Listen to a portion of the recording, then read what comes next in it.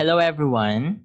So today I will be discussing the chapter 4 of P and Health, which is all about modifiable risk factors of lifestyle diseases. But before we proceed with our discussion, I want you guys to get your notebook, book, or module so that you can follow.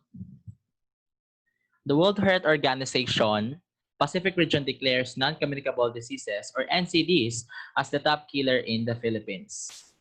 The NCDs are non-infectious illnesses but can be inherited or developed based on the individual's lifestyle.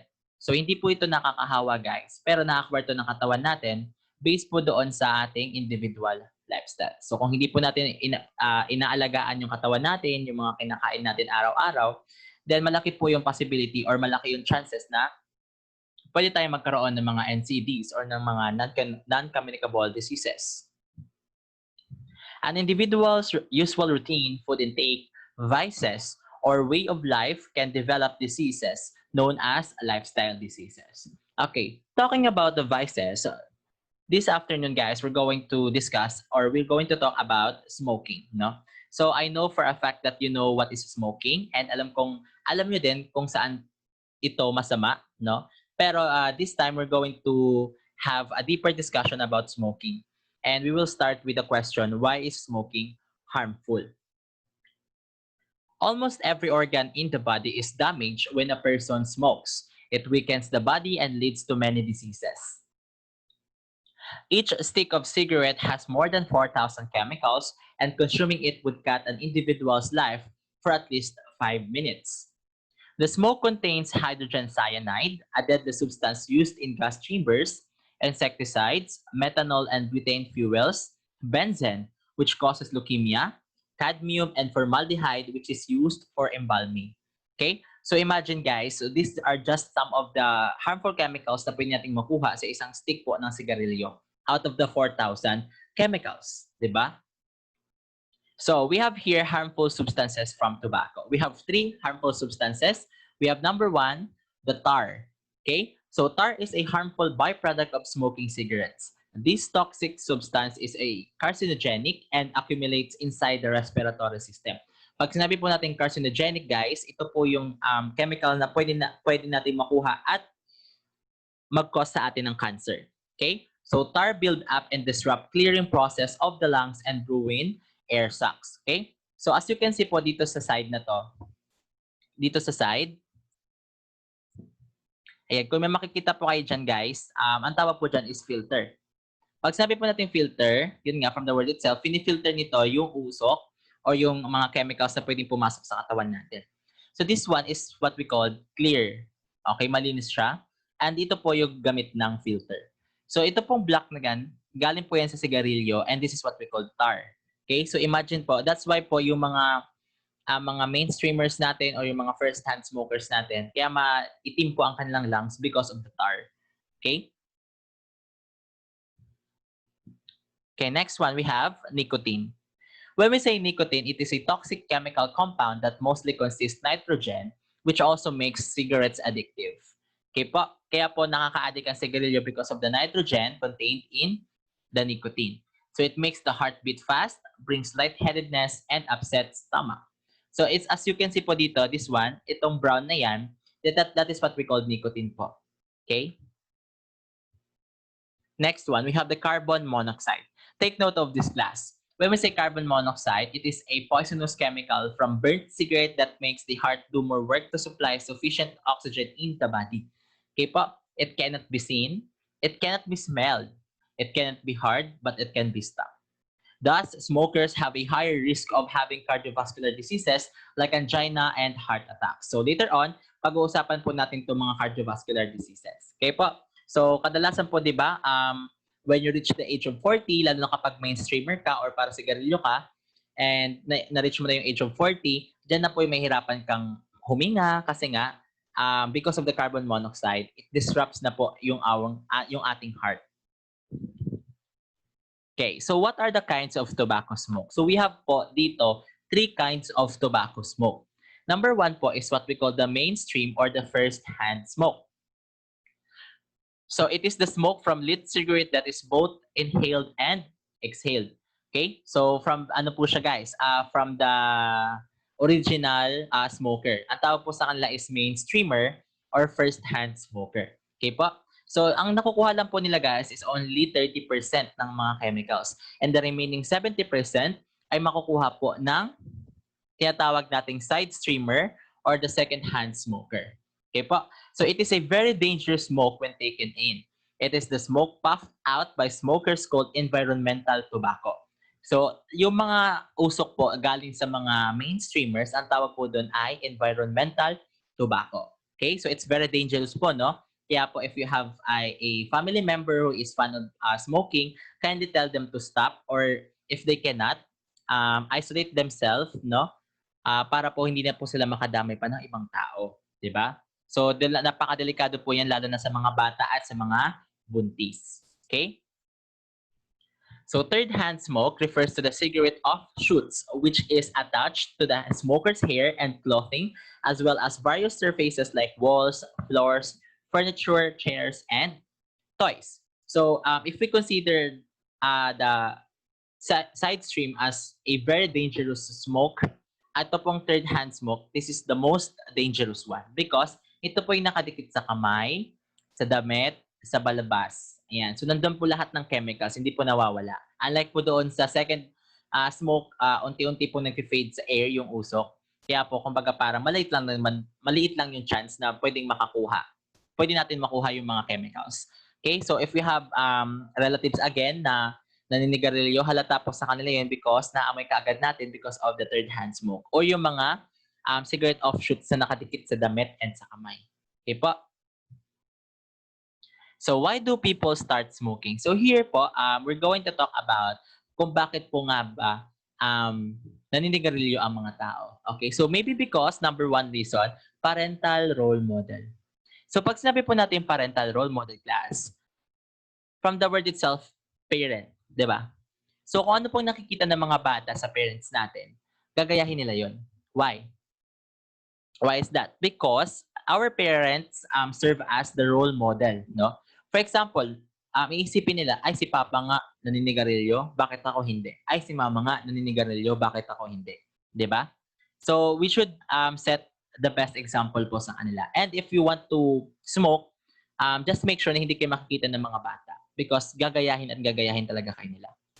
Next one is what we call adolescent experimentation and rebellion. This is very true, guys. Siguro 70% ng mga population ng adolescent is ganito po. Yung mga adolescent na naninigarilyo, ito po yung dahilan. Because of curiosity and peer pressure. So wala namang masama kapag makikipagkaibigan tayo sa kanila. Basta po, piliin natin ng maayos yung mga kakaibiganin natin. Yung tipong hindi tayo may impluwensyahan ng mga masamang gawain. Okay? Next one is depression. So ito po, kadalasan po kasi nakukuha nila yung comfort or nakikita nila yung comfort zone sa sigarilyo. But I'm not saying na kapag depressed kayo, manigarilyo kayo, guys. Because there are so many things to do para po malabanan yung depression. Okay? You have God, you have your friends, you have your family. Talk to them. Diba? So ganun lang po yan. Kanya-kanyang diskarte. So limited education. Pag sinabi nating limited education, ito yung tipo na walang masyadong alam when it comes to smoking. Okay? So, hindi natin pwedeng sabihin na walang pinag-aralan because I have friends na they are professional but they are smoking because it's their habit, di ba? So, hindi natin pwedeng sabihin na gano'n. Pag sinabi natin limited education, limited lang po or hindi nila alam lahat tungkol sa smoking. Ang alam lang nila is masama yung sa lungs. But hindi nila alam na it can weaken their immune system, it can trigger their hearts, 'di ba? So yung blood dumudumi because of the tar na pupunta sa lungs natin. Okay? So marami pang iba. Next, weight control, pampapayat daw siya, guys. Stress and addiction. Okay? So maybe because these are the reasons kung bakit po naninigarilyo yung mga tao. Okay? Okay, so let's now proceed to the healthy eating habits. So, how are healthy eating habits developed? So, dietary habits are the usual choices of food that people make. For the person to grow and develop, he or she needs a healthy and balanced diet that provides energy for everyday activities early reduces the chance of developing diseases like cancer, osteoporosis, and diabetes in the future. Pag sinabi po natin dietary habit, it only talks about yung sa mga choices of food natin, di ba? So, if we cannot choose our food well, pwede tayo magkaroon ng sakit, di ba? So, pag hindi po natin masyadong naalagaan, pwede tayo mag-proceed sa poor dietary habit. Okay? So, paano po ba yung poor dietary habit? So, it occurs when the person does not follow the principle of good nutrition, which is adequacy, balance, and variety. So, ano po ba yung adequacy, balance, and variety? When we say adequacy, it refers to the moderate amounts of nutrients to maintain normal body function.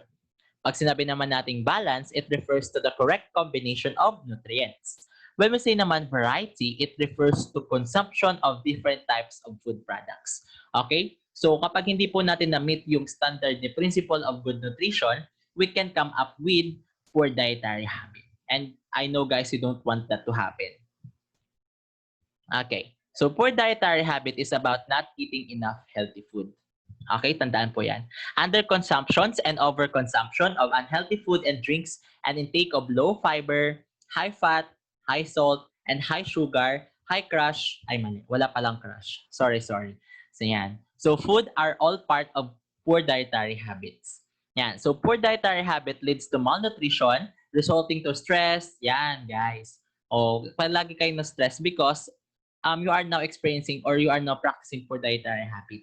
Tiredness, sleep deprivation, lagi kayong insomnia, weak brain functions, no, makakalimutin na kayo, indigestion and heart problems. And for you guys not to experience this scenario, no, madali lang po, eat healthy food and exercise regularly. Okay? So habang bata pa, di ba, maghabulan sa damuhan. Anyway, joke lang. Okay? Okay, so let's now proceed to the sedentary lifestyle. Pag sinabi natin sedentary lifestyle, it occurs when an individual lacks the recommended level of regular physical activity or if he or she is physically inactive. So being physically inactive, just like today, we are having this kind of setup, like lagi lang tayo nakaupo. So you are already physically inactive. Okay, that's why I let you guys to do some exercise, some stretches, no, para kahit paano po, yung mga kasukasuan nyo naman is ma-stretch. 'Di ba? Para maging maayos ulit yung flow ng blood sa katawan natin. Okay po? Yan. So physical inactivity is the leading risk factor of death worldwide. Because if we are physically inactive, we can acquire non-communicable diseases, which is the number one cause of death here in the Philippines. Okay?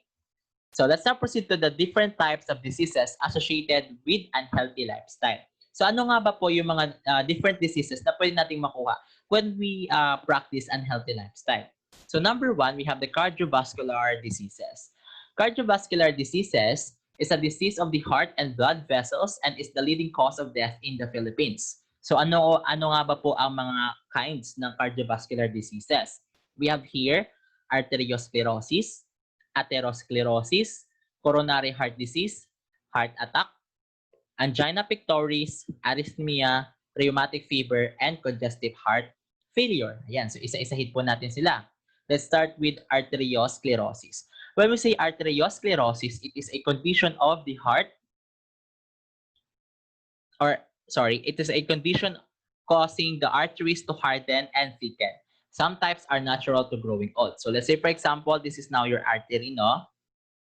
And so, pasensya na po sa drawing ko. Only professional can appreciate this one. Okay, so let's say, for example po, ito, guys. Ayan. So, medyo kumakapal po siya dito, guys, yung artery natin. And then, kapag nagkakaroon po siya ng ganyan dyan, yung blood flow po is mahihirapan na po dito. Kasi meron na po siyang congestion dito na nangyayari. Okay? That's why po, nadidelay po yung delivery ng blood sa ating katawan. Okay po, so that is what we call arteriosclerosis. Pag sinabi naman po nating atherosclerosis, it is a type of arteriosclerosis where deposited fat hardens and becomes plaque on arterial walls, and plaque buildup can begin as early as 2 years old. So ito po ang atherosclerosis, guys. Parehas lang po siya doon sa arteriosclerosis. It is just that ito po, fats po yung nabubuo sa kanya. And kapag maroon pong fats na nabubuo sa arteries natin, magkakaroon ulit ng congestion, which is magkakaroon ulit ng delay sa pag-deliver ng blood sa ating katawan. So coronary heart disease, coronary artery, which is the pathway of the blood to the heart muscle, are narrowed or blocked. Ayan. So a disease of the coronary vessels and not the heart. Tandaan po. So heart attack, cardiac muscle failure due to lack of blood flow to the heart. So alam ko, familiar na kayo dito.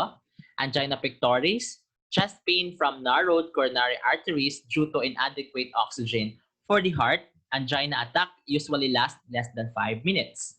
And rheumatic fever, the immune system attacks the heart and can cause fever, weakness, and damage to its valves. Arrhythmia, irregular heart rhythm brought about by faculty electrical conduction system that is worsened by uncontrolled stress levels and high caffeine intake. So kapag masyado po tayo guys na sobrahan sa caffeine, yung heart po natin is irregular na po yung pagbeat. Okay? So kailangan po guys, if I'm not mistaken, 60 to 100 po ang regular na normal na beat po ng heart natin. I just don't know. Correct me if I'm wrong. Okay? So we have here congestive heart failure. So congestive heart failure, the heart is not able to or below its normal capacity to pump blood, causing liquid to accumulate in the lungs and other areas of the body. Okay, so those were just some of, or those were kinds of cardiovascular diseases. Next, let's now proceed to cancer. So cancer is a disease where cells reside in an uncontrolled phase, and cancer is not contagious or caused by injuries or accidents. So hindi po siya guys, kapag na-aksidente kayo or na-injured kayo, pwede na kayo magka-cancer. You can acquire cancer due po sa ating unhealthy lifestyle. Okay? Yan. So the most common types of cancer in the terms of incidence is breast cancer, lung cancer, prostate cancer, and colon cancer. And alam nyo ba guys, we have two types of cancer. We have here the malignant and the benign. Pag sinabi po natin malignant cancer, it is cancerous. Pag sinabi natin benign, non-cancerous. Okay, so I'll explain why. Because po, malignant, the tumor can spread. Malignant cancer, it spread and invade or destroy nearby tissues in the body. Let's say, for example, you have a tumor. Yan. So kapag yung tumor mo guys, or yung cancer mo, is inoperahan siya or nag-chemotherapy ka, may mga chances pa rin po na may tutubo ulit na cancer sa katawan natin because nga, nag-spread siya. Okay? So mas delikado po ang malignant. Pag sinabi naman natin benign, it may increase in size but do not invade other body parts. It is typically harmless unless it obstructs normal tissues or organs. So mas safe po itong benign guys kasi kahit siya malaki, pag inoperahan naman siya, malaki yung chance mo na wala ka ng cancer. Okay? Or wala ka ng tumor. Unless otherwise, may tinamaan na po itong nearby tissues or mga organs. Okay? So tandaan po, malignant, cancerous, benign, non-cancerous. Okay, so we have here 4 major categories of cancer. We have number 1, carcinoma. It is the most common of the major categories, an invasive malignant tumor from epithelial tissue that tends to spread other body parts. Cancer of the skin, breast, uterus, prostate, lung, stomach, colon, and rectum. Pag sinabi po natin carcinoma, it is a malignant tumor. Pag sinabi nga ulit natin malignant, ano nga po yun? Okay, very good. It is cancerous because nag-spread siya. Just like itong sa cancer of the skin. Okay, so I did not provide any picture because baka yung iba sensitive, so hindi ko na siya inano kasi medyo kadiri. Pero if you want or if you are curious about this one, you can search this on Google and then you can find there kung ano po yung sinasabi ni sir. Okay? Number 2, we have sarcoma. So sarcoma is a connective or supportive cancer. Diba? Buti pa yung cancer supportive. Char. Okay, which include muscle, bone, fat, blood vessels, and cartilage cancers. So sarcoma po guys, kadalasan it requires here in the bones. Okay? Next, we have lymphoma. When we say lymphoma arises in cells of lymphatic or the immune system tissues characterized by abnormal production of white cells and decrease in resistance. And it can cause leukemia. Okay, so it is the cancer of the blood or bone marrow characterized by an abnormal production of blood cells, usually leukocytes or white blood cells. So mas marami po yung white blood cells compare sa ating red blood cells. Okay, that is leukemia. Next, so diabetes. Talking about diabetes or diabetes mellitus, It is a disease resulting from a condition of the body wherein the body is not able to produce or effectively use insulin. Because guys, our body is regularly producing insulin. So kapag po yung pancreas natin is no longer producing insulin, so tataas po yung utilization ng glucose natin or ng sugar. Okay? So yung sugar po kasi guys, it gives us energy. Okay? So yan po ang nagbibigay sa atin ng energy. But too much sugar can cause harm sa ating katawan. That's why we need insulin. Okay po? Yan. So we have here types of diabetes. Pag sinabi nating type 1 diabetes, it is a insulin-reliant diabetes because the body produces little or no insulin at all. Tandaan po, the body is no longer producing insulin. That is what we call type 1 diabetes. Pag sinabi naman natin type 2 diabetes, it is non-insulin dependent. This occurs when the body produces insulin but it cannot be used by the cells. This type of diabetes is manageable through oral medication and a lifestyle based on diet and exercise programs. So sa madaling sabi guys, kahit saan pa tayo pumunta dito sa topic natin, napaka-importante po talaga ng exercise. Mapapawis po tayo. Kahit po nakakapagod yan. Diba? Sabi nga nila, no pain, no gain. So kahit po yan masama or masakit na sa katawan natin, push lang because para naman yan sa atin. Diba? Next one. We have here gestational diabetes. Pag sinabi natin gestational diabetes, it occurs in certain pregnant individuals. The hormones cause the body not to respond to the insulin produced by the body. And this is not harmful for the baby and can be treated only with the proper diet. That's why po yung mga buntis dyan. Ayan, if you have relatives na buntis, pakialagaan po lahat ng kinakain nila because hindi lang po siya yung kumakain, dalawa po sila. Okay? Okay, so I guess this is the last one. We have the chronic respiratory disease. So commonly called chronic obstructive pulmonary disease or the COPD occurs in the air paths and other parts of the lungs. Symptoms include breathlessness, chronic cough, and excessive mucus production. So if you keep on smoking, guys, if you continue smoking, malaki po yung chances na magkaroon tayo ng chronic respiratory disease. Okay? So, hindi din po natin masabi na kahit hindi ka po naninigarilyo pero you have friends who are smoking and you are present sa tobacco, ang tawag doon, environmental smoke or environmental tobacco. Sorry, yun. Okay? So, if you are present po sa environmental tobacco or may mga smoke po coming from cigarettes, so hindi po natin masabi na you are safe from chronic respiratory disease because you are what we call the side streamer or the second-hand smoker. Okay, so if possible, iwasan po natin, pigilan po natin, okay, para po hindi po tayo makadamay pa ng iba at maalagaan natin yung sarili natin. Okay, because we need to take good care of ourselves because no one will. Okay, only us. Okay po? So that's all for this afternoon session. Thank you so much guys for listening. I hope you learned something today and don't forget to take good care of yourself because I said earlier, no one will. Okay, goodbye everyone.